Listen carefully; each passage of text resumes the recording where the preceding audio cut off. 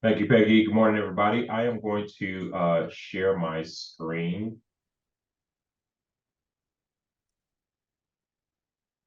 All right, can you all see my screen? Yes. Perfect. All right, so let's get started. So I just want to say thank you for taking the time out of your busy schedule to join us this morning. As you know, we have an upcoming compliance deadline that is fast approaching, right? And so today, our goal is to just really get all of your questions answered regarding the BCT, as well as the upcoming compliance deadline. I have with me today Mariah Powers, and she is our membership data coordinator. I actually call her my accountability partner.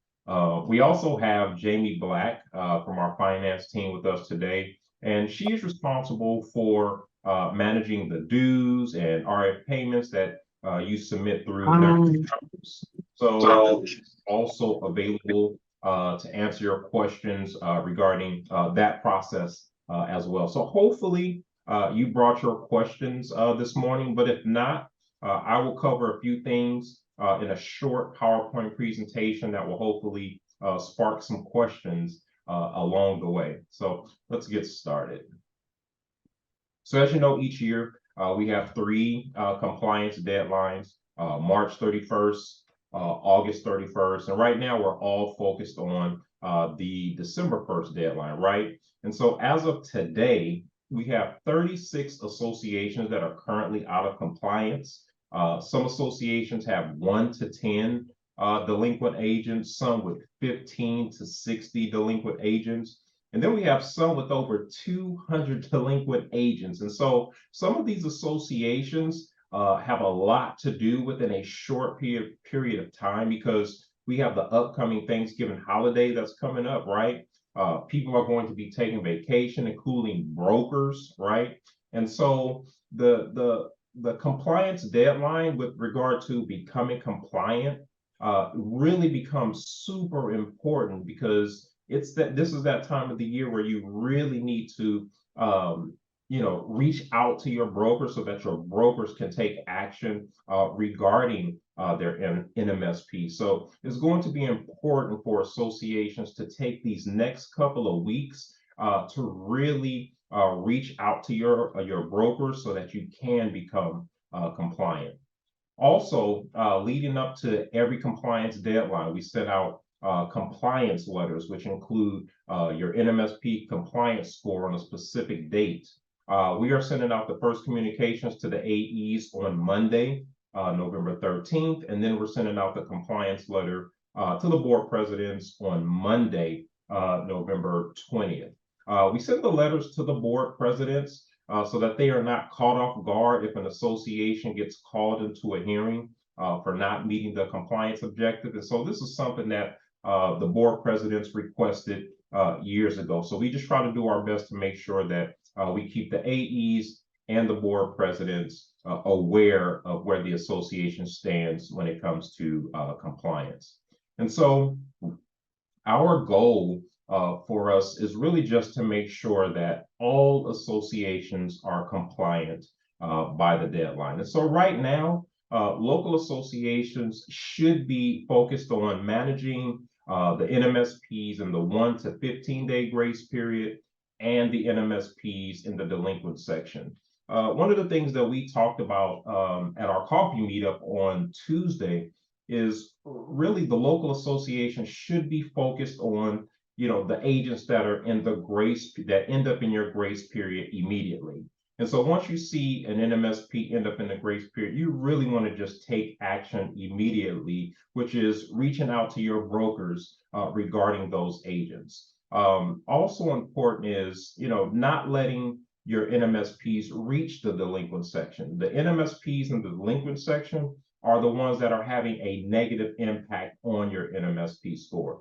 And so the key here is to reach out to your brokers, and you want to reach out to your brokers to determine if the NMSPs are going to be members. Does the NMSP qualify for any exemptions like LIFRO or MLO? The other question you want to ask your broker is the broker going to pay the non-member fee? You also want to find out if the broker is going to remove the agent's license, which puts that license in MBA status. Now, for the association side, when it comes to NMSPs, if you uploaded the financial record to M1, but the NMSP still shows delinquent, you just want to first confirm that the payment is in M1 with the correct payment amount, payment type code, as well as the correct billing year.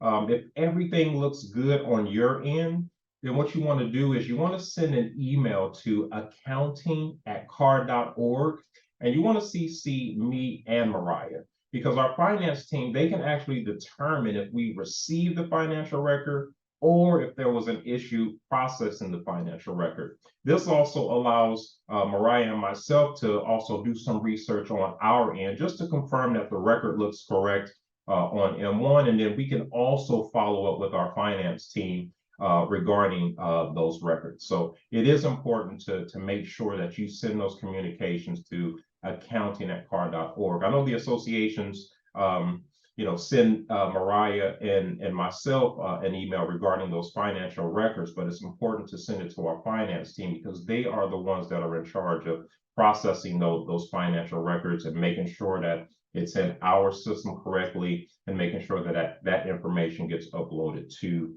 the BCT. So the compliance objective, as you know, is 97% or higher.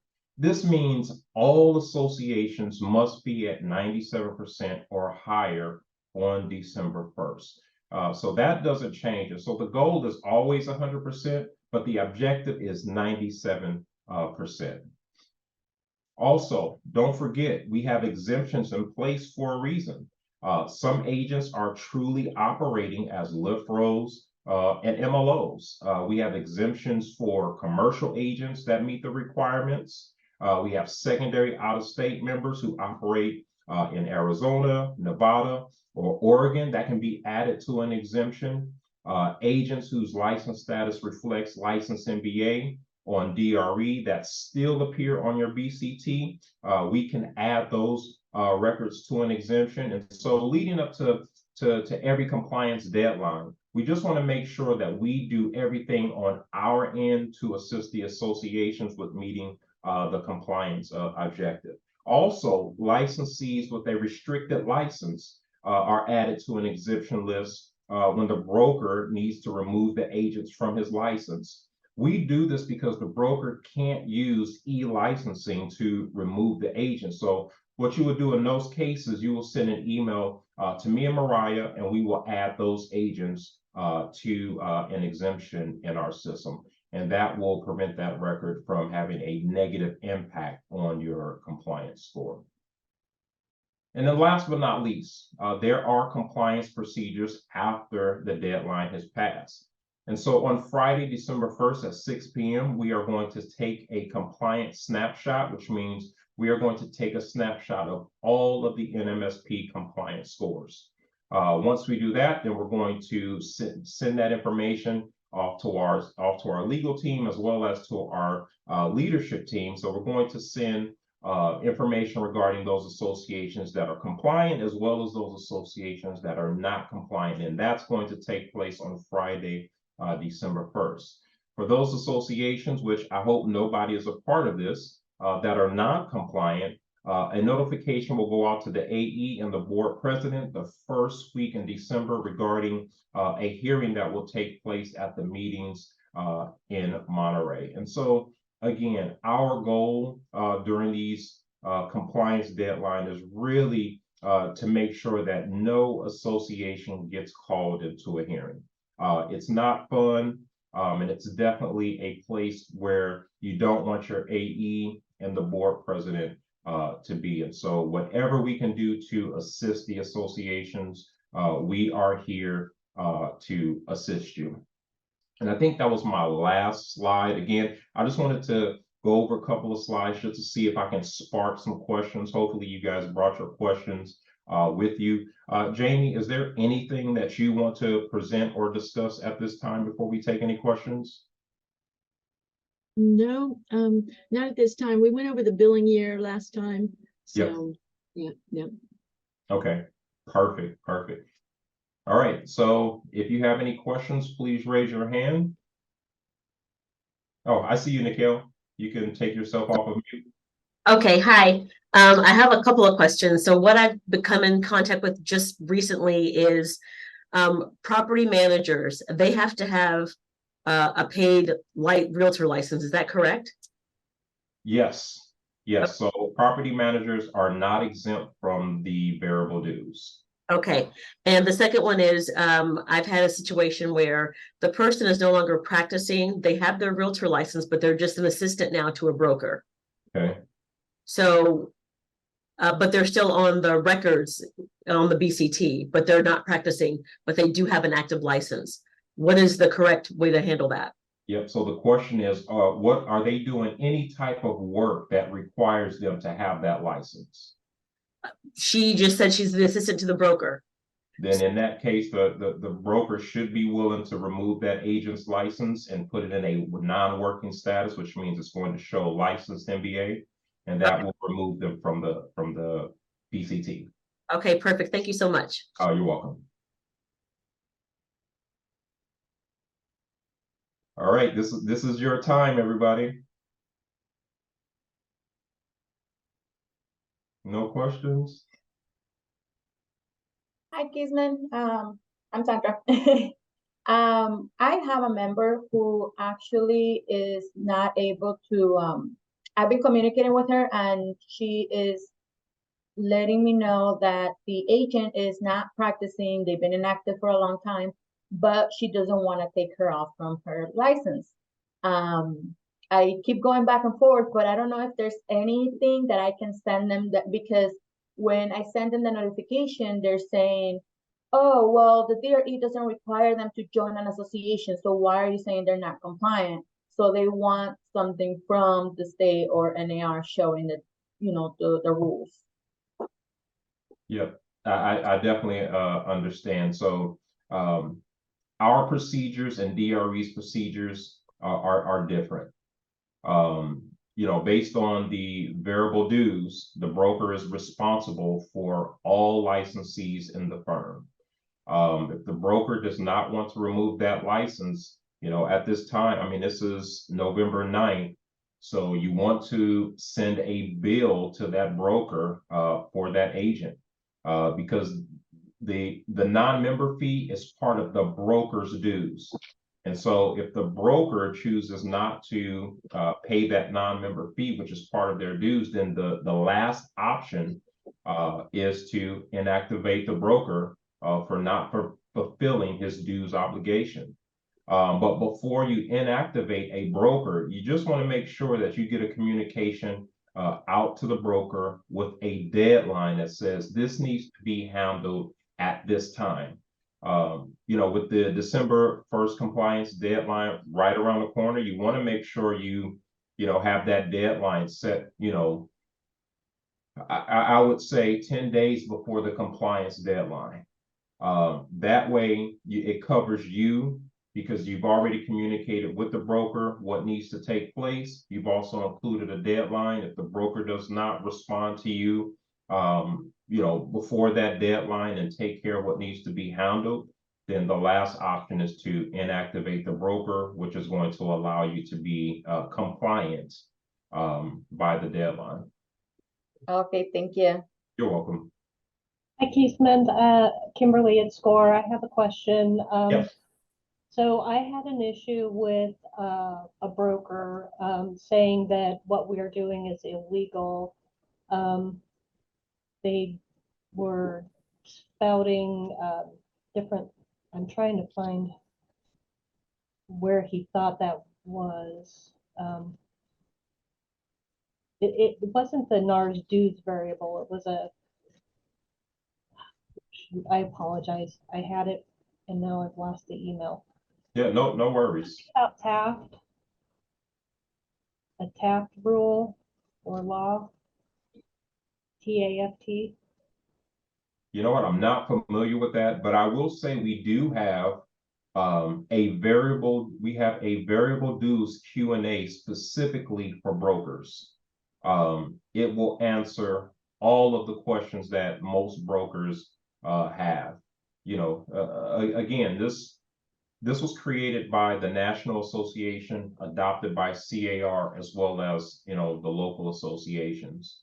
And so if you send me an email, you know what, actually, I believe we're recording this, so we're going to send out this recording to all of the associations. I'm going to include the variable dues Q&A for brokers.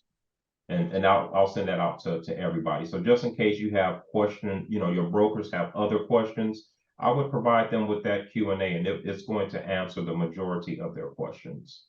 Thank you. Mm-hmm.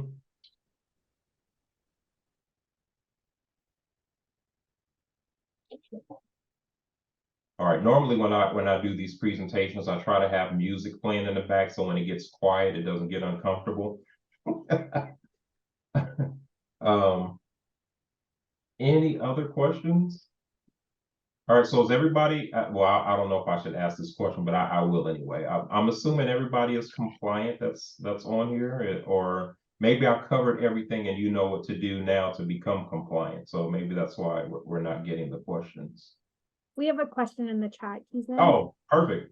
They are asking, why don't the NMSP show up on the BCT report?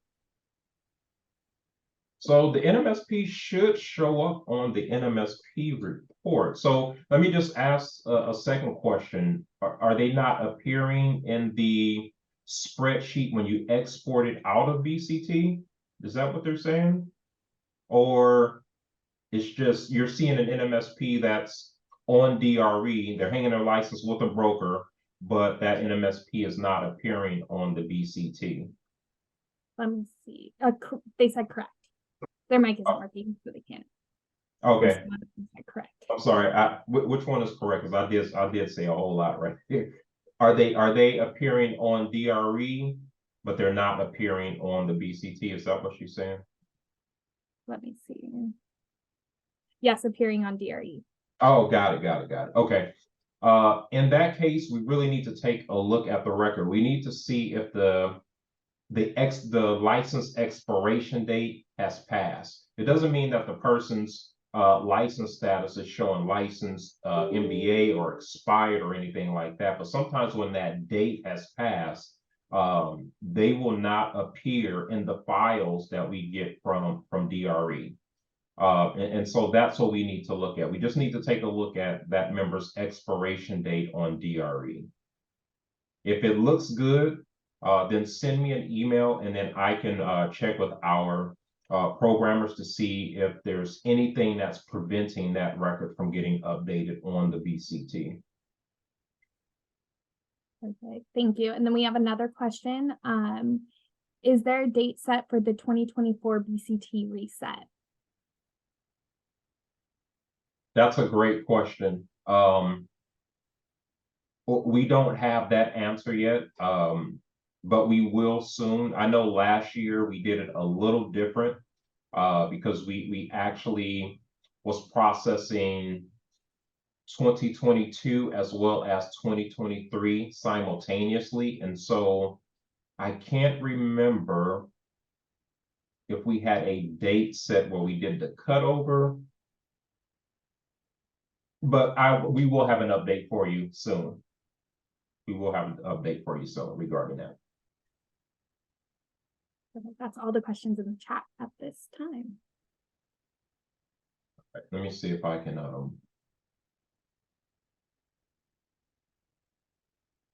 trying to see if there was any other questions that I could think of regarding the deadline.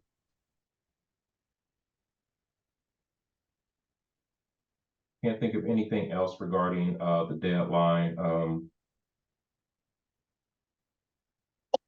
Yeah, I think, you know, just at this point, if you have, oh, you have a question, Nikhil? Yes, so I had a couple just this week that they have been previously dropped by their broker, but they were still on the BCT report. Do you guys talk to the DRE?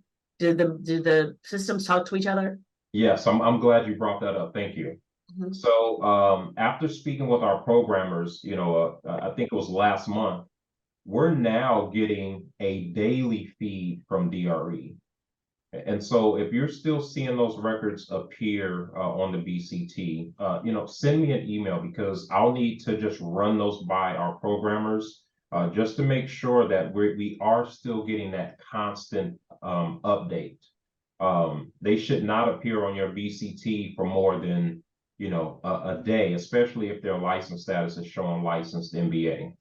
But we are getting a daily feed. So in those cases, you would just send us an email, because our goal is really to say that again, Nikhil. Mariah, because she helps me. Oh, perfect. So any of the associations that are listening, so if you have licensees that are impacting your compliance score, and they're showing licensed MBA on DRE, but they're still having a negative impact on your score, you just want to send us an email, and we're just going to add them to a temporary exemption so that it gets removed from your BCT. Oh, it's Thursday, right? I think that's her broker compliance stuff. Yes, I forgot. It's her broker compliance. Thank you, Emily. See, they're asking questions to somebody else and not asking me questions.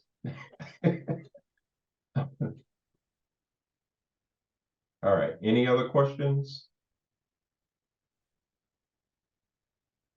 We got one more in the chat, but they were just asking, they had a situation where their AE was showing up on the BCT. So I just asked them to go ahead and email us so we can look into that for them. Gotcha. Yep. Anytime an AE is appearing on the BCT, it usually means that AE must have a real estate license, and that license is appearing on their record on M1. Other than that, they should not be appearing as a non-member, or maybe they're appearing as a DR. Maybe their name appears as the responsible agent in the office record. And so we can definitely look into that and get that resolved for you with no problem. All right, so I guess everyone is ready to be compliant by December 1st. And so we're all going to be popping bottles on, I think that's a Friday. So I just want to make sure we're all compliant. Again, I know with the Thanksgiving holiday coming up, most of us are going to be taking vacation. I know I'm one of them. And so, I want you guys to, fill our inbox up with questions, or if there's anything that we can do to assist you, please let us know within these couple of weeks. That's what we're here for. And also, you're going to, we actually run a report that shows us a list of all of the associations that are out of compliance. If we see an association where you just have a ton of delinquent NMSPs, we're definitely going to reach out just to make sure. The question that we're going to ask is, do you think you're going to be compliant by the deadline? As I mentioned earlier, we do have some associations where that count is, over 100. And so just looking at the amount of time that we have, I just want to make sure that everyone is compliant by the deadline. The other thing that we do is we also update our legal department, a week prior to the deadline, because their question is, Keisman, Mariah, do you guys see any associations where you think they're not going to be compliant? And so I just want to be able to report back to the legal team that, we're in good shape. If not, even if I have to report that there is an association, I just want to be comfortable saying that, hey, we reached out to the association. It looks like they are going to be compliant. And again, don't be afraid to inactivate a broker because, they're preventing you from being compliant. One important thing about inactivating a broker, and I mentioned this at our coffee meetup, you never want to inactivate a broker on a Friday. We do want to make sure that, brokers can still conduct business. If you inactivate someone on a Friday, that means they have to go the entire weekend without being able to get access to zip forms and our goal is not to prevent them from, getting their job done. And so you want to make sure if you're going to inactivate a broker, you do it during, the beginning of the week or the middle of the week, because I can tell you the moment you inactivate the broker, your phone is going to ring off the hook. It's like all of a sudden they are ready to take care of business. And so just make sure it's not done, on a Friday. Very important to remember.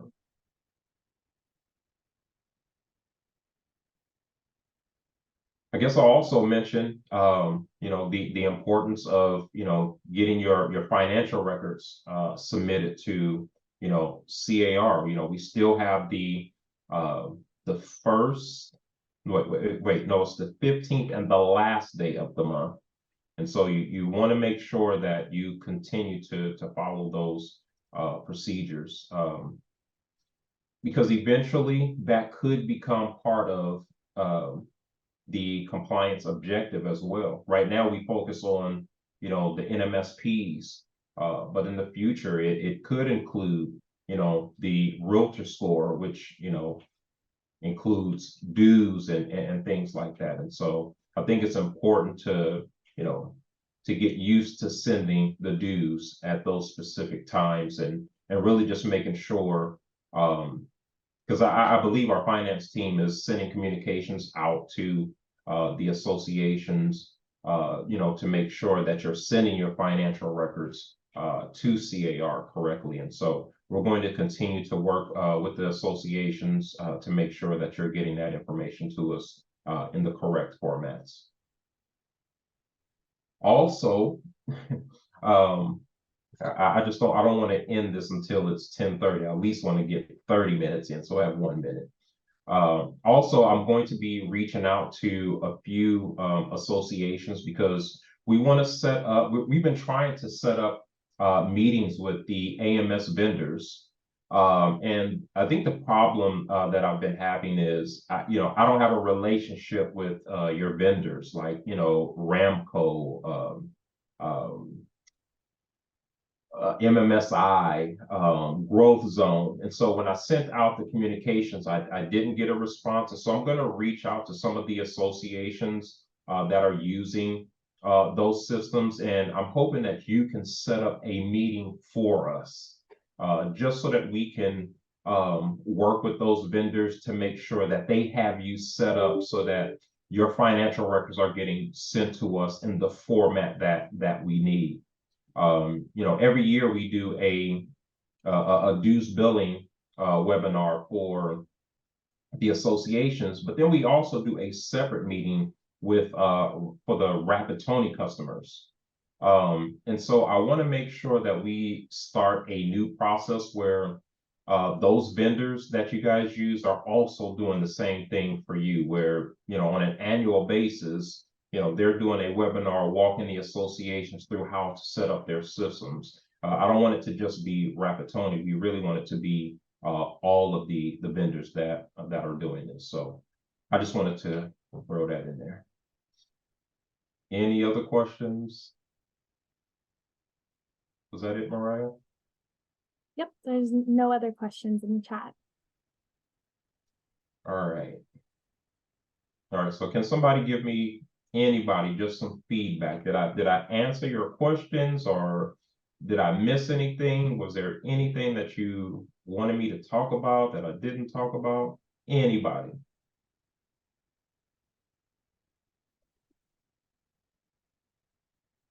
Man, nobody wants to talk to me? We're getting some feedback in the chat. All good here. Great information and a lot of thank yous. Somebody said I was hoping for the reset date. My bad. All right. I am going to send something out, I promise. I don't have the date yet. I do need to work with our finance team as well as our programmer to find out when we're going to have the reset date where we cut over to 2024. So sorry about that. All right. Perfect. All right. Well, you know what? It's 10:32. And, it wasn't a long meeting, but I'm glad we were able to discuss some important information. So I just want to wish everyone a great day. If you guys have any questions after this webinar is over, please feel free to send me and Mariah an email. We'll definitely get back to you. If you have any questions for Jamie, I don't think I included your email address, but that is Jamie in the corner. Can you just wave your hand, Jamie? If you have any questions regarding dues, RF payments that you're submitting through e-commerce, you can send an email to Jamie B, JAYMEB @CAR.org, and she'll be definitely happy to assist you. All right, Emily, do you have anything to add? Everybody know Emily is my supervisor. She's the greatest supervisor in the world, and I'm not just saying that because the holidays are coming up and I want a gift. I'm just saying. I'm just kidding. You know, I'm gonna bake you something, Keisman. No, I was kind of toggling back and forth. I think this information was great, and I think the important thing is to just reach out and everyone knowing who to contact and do it early. So all of those good takeaways. Thanks, Keisman. Great job, you and Mariah. Thank you, Em. All right, everyone. Have a great day. Talk to you soon. Bye.